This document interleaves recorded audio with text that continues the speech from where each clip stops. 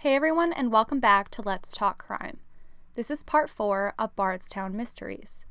In the last episode, we left off at the mysterious, brutal double murder that happened just a year after Jason Ellis's murder.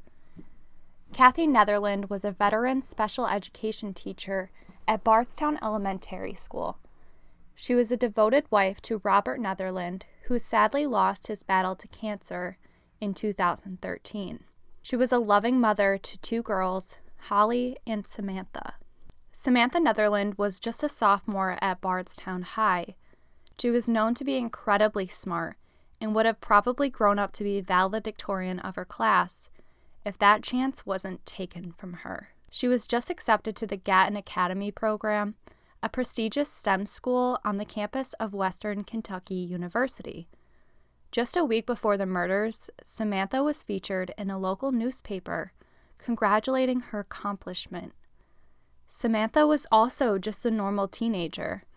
She had a loving boyfriend, loved rock and roll, and was excited for the upcoming prom that weekend. But then on the evening of April 21st, 2014, all of these successes were taken from Kathy and Samantha Netherland. The morning of April 22nd, neither of them showed up to their respective Bardstown schools. Samantha had perfect attendance, and Kathy never had any no-call, no-shows. The school even contacted Kathy's father, Samantha's grandfather, Norris Hardin. They asked if he could just check up on them, that neither of them had showed up, which was just really out of the ordinary. Maybe they got into a car accident, or something worse happened. Norris went to their house just outside of Bardstown in Boughton to check it out, and what he found was terrible. Kathy's car was still in the driveway, so Norris just assumed they were home. At least they weren't in a car accident, right?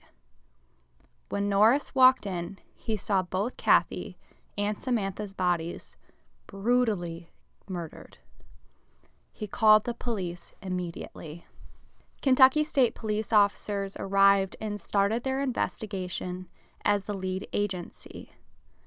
Police believed that the murders happened around 8 p.m. the morning before their bodies were found. It is often reported that Samantha Netherland suffered the majority of this brutality and was the probable target. Her head was beaten with an unknown object, and her throat was slashed. It seemed to be a very personal death. Kathy Netherland was also shot multiple times, and her throat was cut too. Kathy's sister spoke out, praying she hoped Kathy did not witness her daughter's death. They were found in 2 separate rooms, which led investigators to believe that Kathy Netherland let her attackers in. She was found in the living room where the front door was. Holly Netherland, Samantha's sister and the other daughter of Kathy, says no one who regularly comes to the house uses the front door, so she believes that these people had never been to the house before. However, some believe Kathy may have known her killer. There was no forced entry, and Kathy was the one to be seen at the front door. But I feel like this could have been a ruse. Maybe someone said that they were selling something or they needed help, possibly to use their phone, which I'll get into why I think this happened later. Samantha was found in the home's utility room, which was more towards the back of the house, which led investigators to believe the possibility of more than one killer. Was she trying to get away from her mother's killer and met up with her own? The interesting thing about this case was that there were 3 methods of killing: stabbing, shooting, and assault. Is it possible that there were 3 killers? I definitely believe that there was more than one person there, but the motive was just unclear, and it's still never been solved. There was no forced entry, nothing was taken, and 2 well-liked people in the town were just dead. It seemed for no apparent reason. The Nelson County coroner, also the funeral director, said that this was the most brutal killing he'd ever seen. Her sister says that the bruises on her face were so bad that she had to have a closed casket. Samantha Netherland was buried in her prom dress, the prom she was supposed to attend that weekend. With another tragedy hitting the community of Bardstown, everyone was shocked and looking over their shoulders. Could they have been driving the same road as this killer? Could it even be their neighbor? But Holly Netherland suffered the biggest loss. Within a year, her entire family was no longer there. Her father died of cancer a year before, and her mother and sister were now gone as well. And she was the brunt of the speculation as a suspect at first. Holly was 19 and in her sophomore year of college, about 2 hours away from home at the time of her mother and sister's deaths. The rumor mill started that she did it for insurance money that would pay out to be less than $100,000. Even today, there's still people who believe she may have done it. Holly was investigated heavily because of this insurance money, and she seemed to be the only connection with a possible motive at the time. While Kentucky State Police cannot rule her out, they say it's unlikely. And according to Kathy's Facebook page, the day before the murder, she writes about Holly suffering from a long-term shoulder injury. So if this was true, I don't see how she could have pulled off such a brutal attack.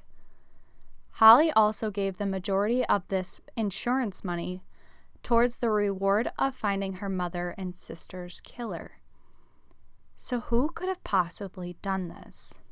Many people in town speculate that it was possible the Netherlands murder and Officer Ellis's murder were connected. Officer Ellis did have a child with special needs, and Kathy was a special education teacher. Amy Ellis, Jason Ellis's wife, was also a substitute teacher in the Bardstown School District. But the Facebook page to spread awareness for finding Kathy and Samantha's murders posted this, quote, "Rumors develop when horrible things happened, and as far as anyone in our family knows, Kathy did not teach any of Officer Ellis's children. Samantha did not babysit his or Crystal Rogers' children. We know of no connection between Kathy and Samantha's brutal murders and the other tragic cases. All our families want answers and justice for the 5 precious souls we lost. Anyone who has any information should contact the Kentucky State Police at their Elizabethtown post."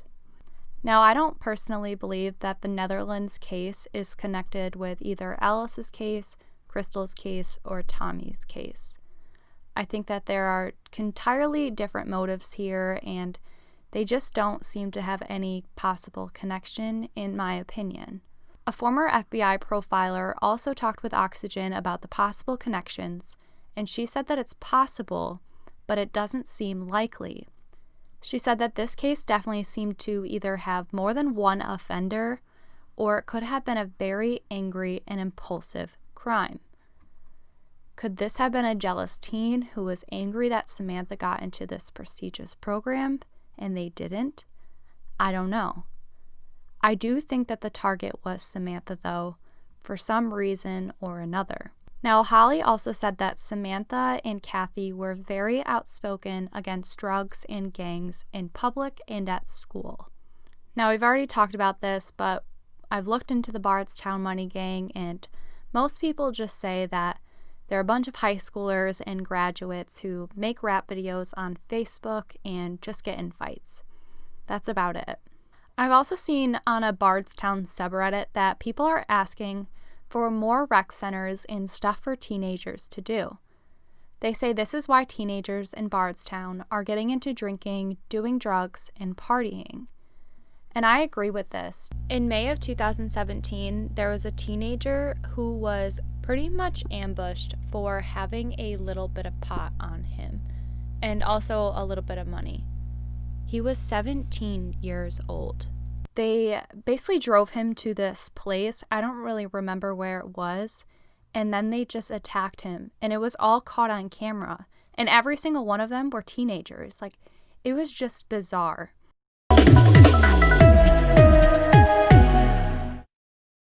These kids are dying over drugs. It's not right. Amanda Bartley isn't upset that police say her nephew, Cameron Williamson, had marijuana on him when he was killed. What she does care about is that it happened. I want these kids off these streets at night. And we parents have to keep them home. We could say no and keep them home. Police say Alexis Gribbins and Damian Murphy picked Williamson up early Monday morning and drove him to the spot where he was killed. Police say the plan was for Shelmonte Adams and Tariq Griffin to rob Williamson of marijuana and money. Williamson's family says he had two $5 bills and a small amount of marijuana on him at the time. It was a setup. He wouldn't have gone out like that. We've learned there is video of this entire crime. This is all we can show you, a freeze frame of an empty parking lot. The video reportedly shows all four suspects show up together in the same car. Two get out and hide behind a wall. When Williamson is brought to the location, they run up, open the door, hit him, and shoot him. It was shocking. It was shocking. First case is Commonwealth versus Shelmonte Adams. A Nelson County judge set bond at $1 million cash for each suspect, saying they're all dangers to society. Adams is charged with murder and robbery. Police say he admitted to shooting Williamson, but then changed his story. Griffin, Murphy, and Gribbins are charged with complicity to murder and complicity to robbery. Bartley is glad the four are behind bars, but is devastated at all she and her family have lost. He's always had that little baby face. His little chin would quiver when he was a little baby. We would always, that was Cameron's mark, was his little chin would quiver. You know, that's things we don't get to see no more. So I agree that there should be more teen-friendly things to do in that area that can impact the crime rate. You're getting bored teenagers on a Friday night who have nothing better to do than break the law. Now, obviously, this is going to happen everywhere, no matter how many rec centers you have, but this could be a good thing for Bardstown if they do implement anything like this. So let's go back to that inmate letter that Oxygen spoke about and see what they had to say about this crime. The inmate writes, quote, I gave information that police did not release at the time, such as there was no forced entry and a cell phone jammer was placed at the front door to kill all cell phone signals. If you don't know what a cell phone jammer is, it's a device that uses a phone's frequency waves and stops any incoming or outgoing calls to the cell tower. Although they're illegal, they're also pretty easy to obtain, sadly. When Stephanie Bowers spoke with this inmate on the phone, he at first declined to comment on the Netherland case, but then he said it was a part of a gang initiation, which Holly agreed with before even knowing that this inmate said this. He claims to have been a part of gangs his entire life, which is how he knew this information. He says that they took trinkets as trophies, tied Kathy and Samantha up to chairs, and they were tortured. Police believe that the killer or killers only stayed about 10 minutes, but some things in this letter make sense. When Stephanie and Dwayne brought these details up to Holly, she said that the cell phone jammer would make sense, though she's never heard it from police. She says her mother and Samantha never were without their phones, especially Kathy. Holly says that she always had her phone in her hand. She also says that she believes if Samantha heard her mother cry for help, Samantha would have called 911. They also bring up the fact that the inmate said they were tied up to chairs, which shocked Holly. When police were investigating the scene, they asked Holly what the regular location for the chairs were, indicating that they were out of place. I could definitely see this cell phone jammer theory, and here's why.